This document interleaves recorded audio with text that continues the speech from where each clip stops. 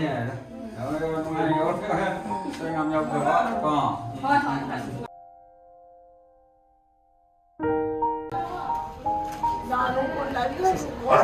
de atau sini yang ini. Atau go inside lah. Ahenba. Kay kapino, jung la tu sini.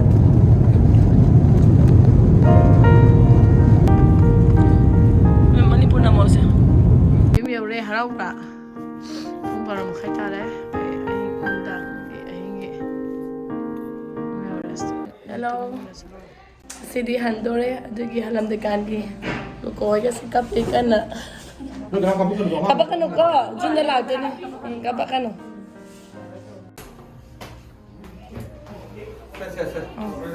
Kamu nahan kamu.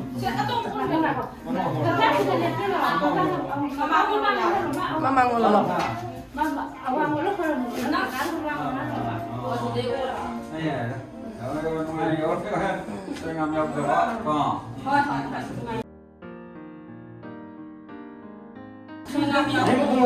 Ahenba. Oh, ay ano extra yaw re. Ahenba jojo toro.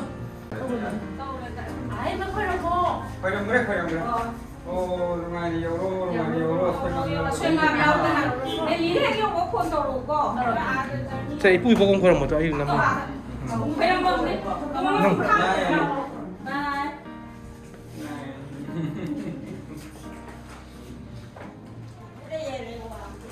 Tung, sekolah mau mahal.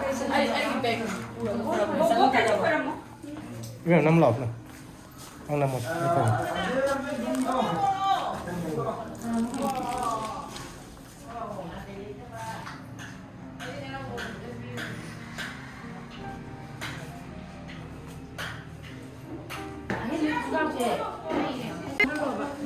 Ay para ini para. Kapag ko ang dia teko. Wala hen dia teko. Hindi si pa kwa si pa no.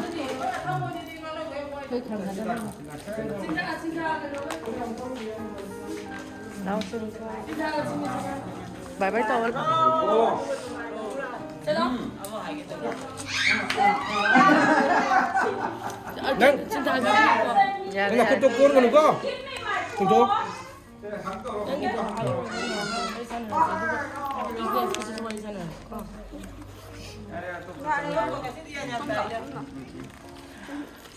Chalo ko. Uba. Give me my phone. Phone se pura. Moi phone la da. Phone se pura tak te mo bokki. Tao riyo mo se.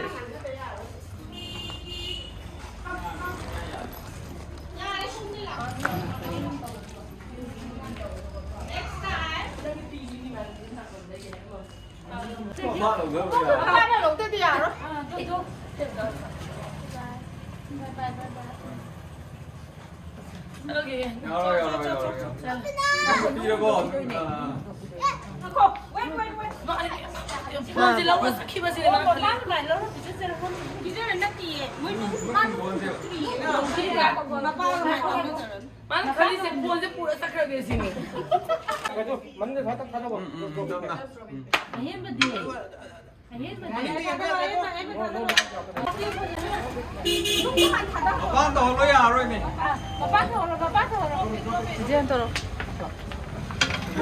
Bah, tato ko rin.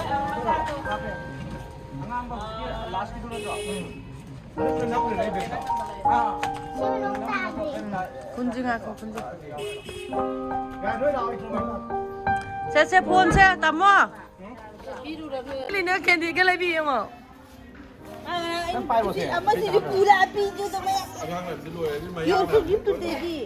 Abi Lina bi ne.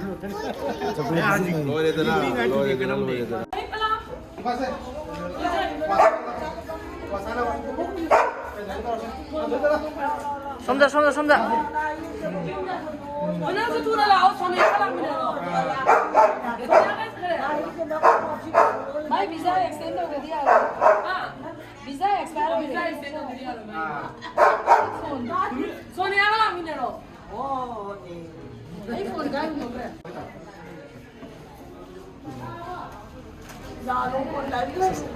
아시네 아타고 주지 아니네 아타고 don't go inside now 나게 뭐 잡아야 하는 거 아니 왜 공감 지질러 나라 아타고 상으로 너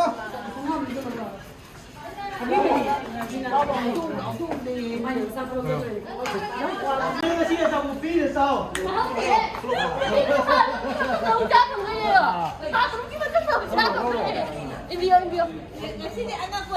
어디? 자, 해봐 다 그렇게만 쳤어. 잡아 부르게. Take a permission from Daddy first. hả sao sao cô ra cái rồi đang bật tiếng mày rồi ở tiếng mày rồi à sao cô nằm sân lở không anh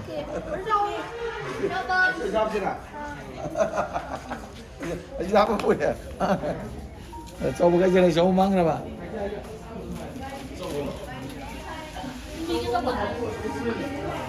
cô ghé rồi cho mình đang tiếng không thế nào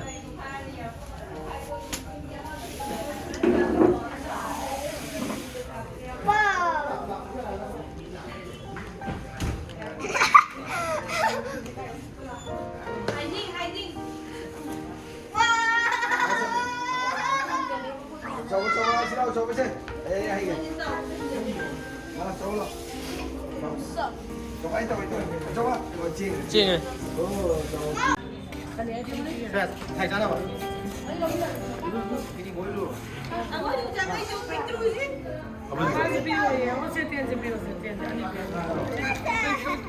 It's 20,000. 10,000 POE. 10,000 say. 10,000. No, 10. This is 10. No, this is 10,000 rupees in money. No. Cái đang cái xe này. Ahenba. Hey, yours is here. Massage lira. Yours is here. I put it here. Inside. Inside. Cái cú lệ. Đây cái gì này? 귀여워, 형들이. 미안해, 사실. 누나, 이거.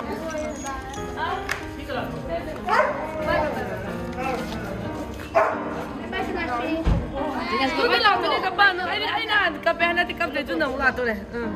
Anh mấy bạn cặp bạn. Tôi đây là Anh là thế à? Anh mấy bạn là cặp bạn.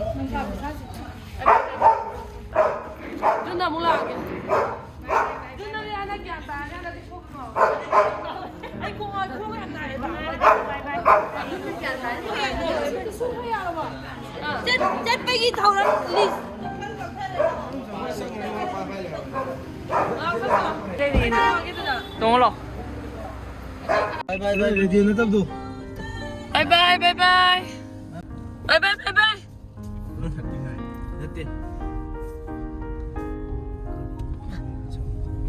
Bye bye Miss Rina, Miss Rina. Bye bye bye bye. Hey Beng no. Lo ai dari ba? Ada hai nak pulau sang deh. Ini dah ambil ini. Udah deh nak besok dah ni. Jom hai dia. Sabu video mana? Sabu ke video? Say hi. Yeah, what's your name? My name is Rocket and what about you? Ahenba. Ahenba. Ahenba. Em say hi. Hello, happy and sad journey. Ganun man, ganun do. Bapak rumah nama Rosendo. Tahu tak? Boleh selalu pada. Job so ya. And he is a model. And he participated the Miss International. Yeah. He's very famous. No. Let me phone this. He's very famous. He's a celebrity. No. Apa yang dia apa dia buat ni yang salah semua dia. Macam tu. Macam mana wah? Mana ni mana? Mana tu saya? Second, mana mana? Apa itu? Mana ni? Mana? Kisah saya. Second tu saya iman dia. Isi pun ini malay. Belai mi mem jom.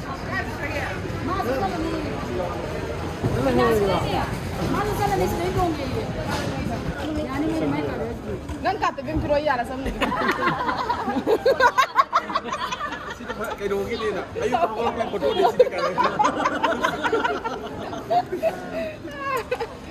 Kami sa kumain daw pa. Fly na mapupurato na. Tawang kaya siya ay tawagin ko 99 do. Ato tungkol sa diyan ni. So niya, pulap sa diyan ni si di. Dahil na biyo sa na lang. Ano rin? Natira kes. Ako yung siya. Mi kano. Ako yung kano siya. Ama pulap ang tawag sa kiya ni kuyam siyem to yung ba. Kuyam ka. Miya to ba yaw? Yaw de miya to ba yaw de si. Nangi dola le utar hai na. Bye bye. Adar lao. Bye bye. Adar lao. Bye bye. Adar ne ito. Bye bye bye. Tiga sa kagaya. Manipur se MP yung tamo ki mamana ba sainiki mamana ba theng na re. Sai kya ma ting nam do. After 96 1996 ki matung da ko. As yang kui na matung theng na re. Matang to pa adri khang na ne phone na malong na ro.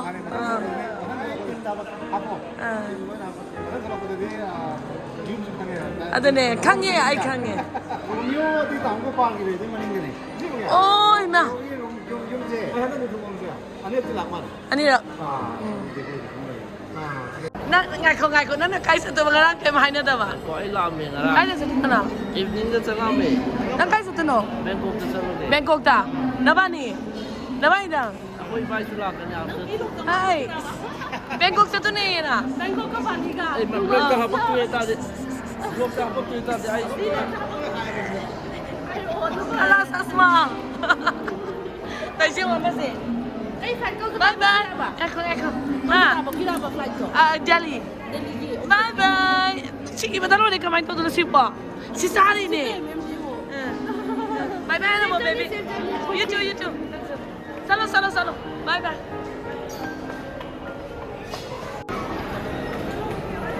San biga apu ka tang nare mo Bangkok ka baliga sa ni. Ahenba is imphal. They don't have the bridge. So you get in the bus takes to the plane, and you gotta climb up the stairs. Kanga ba? It's an experience. Kanga bro. Kanga. Yung ay ko da. Yung ay bra. Ha. Siyo. Ito. Hanningdre bra. Hanningdre. See you soon, Manipur and mo.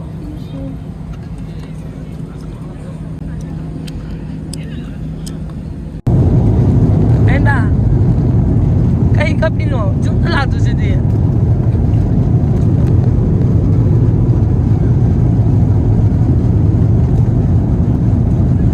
Kita nga ada only 5 months.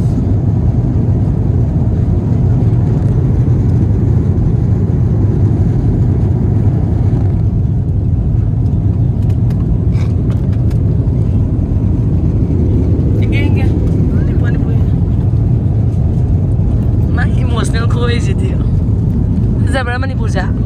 Zaya.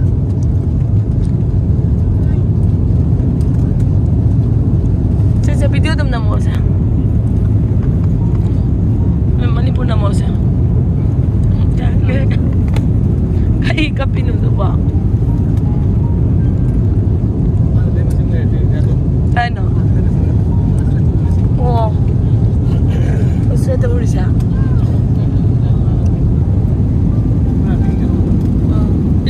Udah di mana?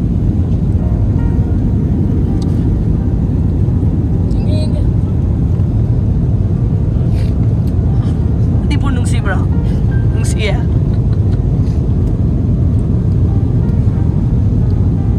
Bye bye terus mosa.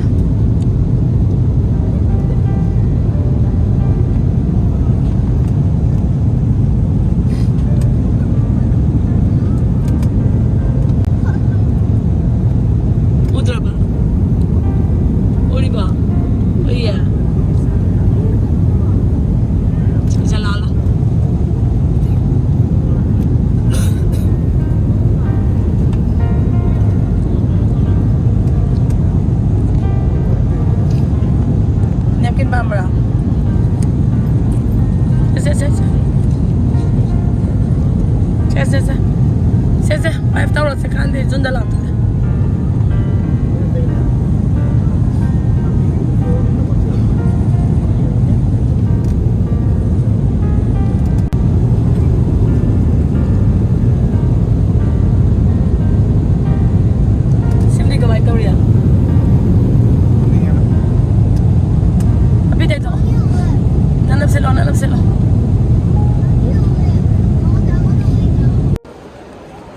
Finally, I put your rare. I told us in a kadang and I don't with the kadang.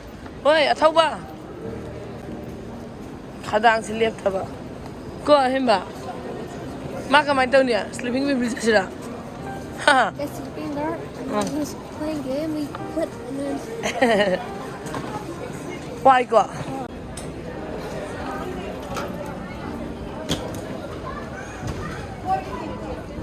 Kalena, sakale. Ama wale. Ako'y hojik hotel yauda ngairi. Nasi di hotel lalai ni. Aduga ayeng nungdang gipung ni pa makagi fly ni hayeng. Swab na lore. Ako'y atawa na non-stop tangang wada. Ado hojik kana to wale do tasu dinner charu khige Mapao aduga tungge yau budang ai sa khai na han gre hoya thawona dinner charu sla dinner phajan sa tho tumage Ahenba Yeah, this is right. Punjabi dawa habra awe sia me thon ti si ha ya mama si sa bu song amaro Salam dan mission was. Sata lagi. Hoi hotel lagi check out taraga ya potala hai.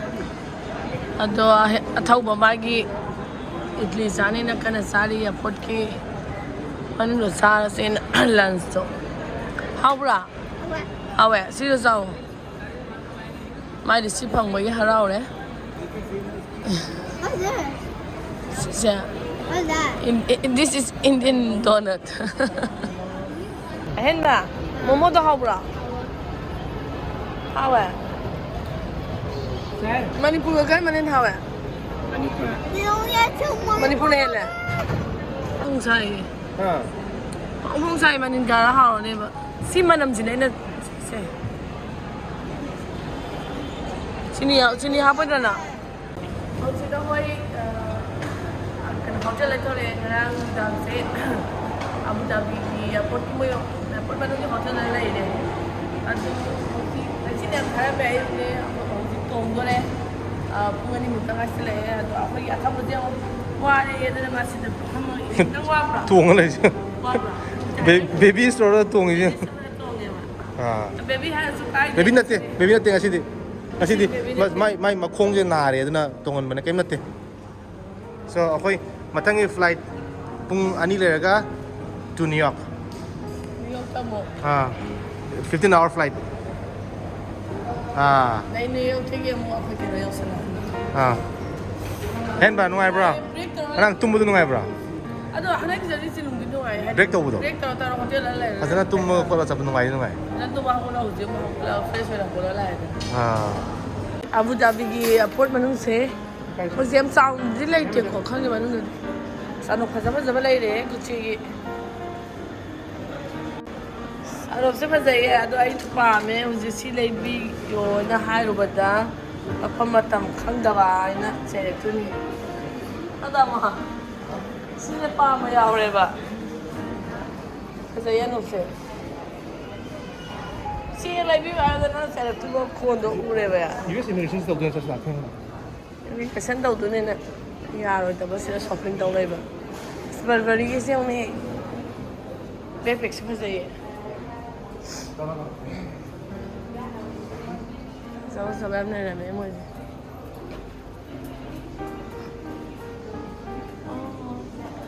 Siapa yang ada lah? Sebab program ni, excuse me.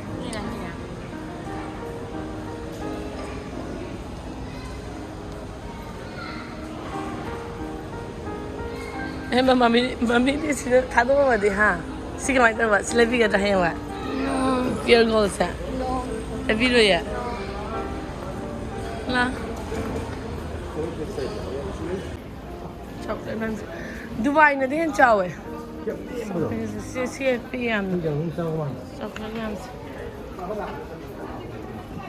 PM chili ko. Kau tu loi ko.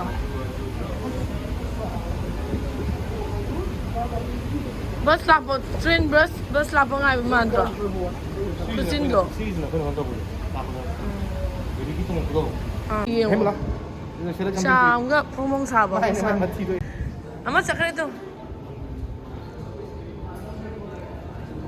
ama sa lai tari sa lo bulo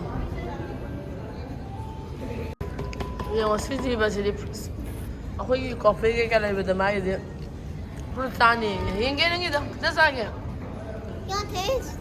Hinge ngi da. 나가자 You want to taste? all of that Sala. Oh, I don't know what I want to taste. You can taste. Oh, okay. Taste. 好了. 100% 이반이긴 해 자, 해만 당기세요 뭐 펜치 그지? 아마나 마핀. 마핀 레이래 아마나 프루트 아주 뭐지 지나 강원도. Sina chicken ga sumba how banget na. Ka. Hanningdre banana nang sai pa se. Cha. Fruit phang bad halai jo. How bra? Keep it following. Ya, kita tahu mai lên ta ni. to take one by one for what Askam hong sai na ayun ta si manipur de chai de na se. ha Sai de ne ma ngang na ai pi se ni. manipur hi pisa de Breakfast ma. Chin sai ni je. ko sen ka thawm ko Ai lo sao rồi. À khá gì mà ai sai rồi.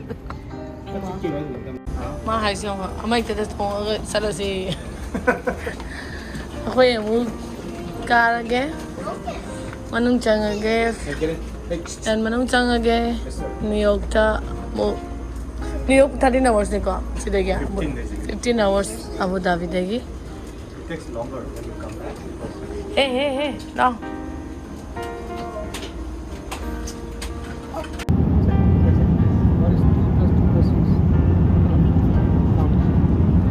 Thouba homework place ani lo tabagi je homework kana thobi live banana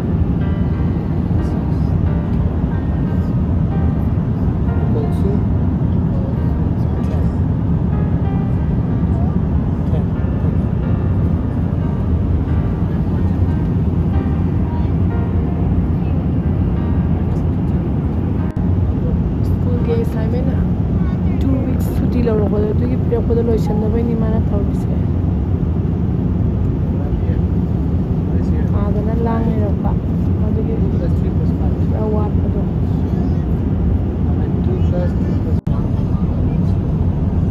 Hawaii How do you spell it?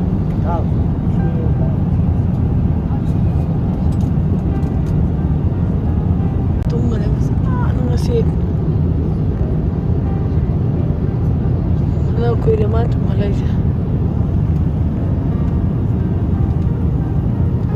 New York 요래 New York तगी 2.5 hours मुले रगा मो a safe सतोनी 해만 당기 iPad 봐야 봐 You said you had it.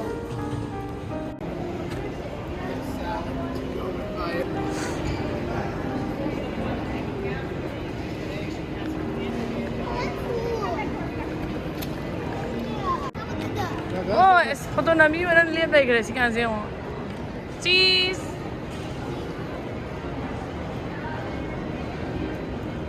Atau post taruh post atau apa? Foto na mi lo kai nong ning do sih kan sih. Why SF airport yo re.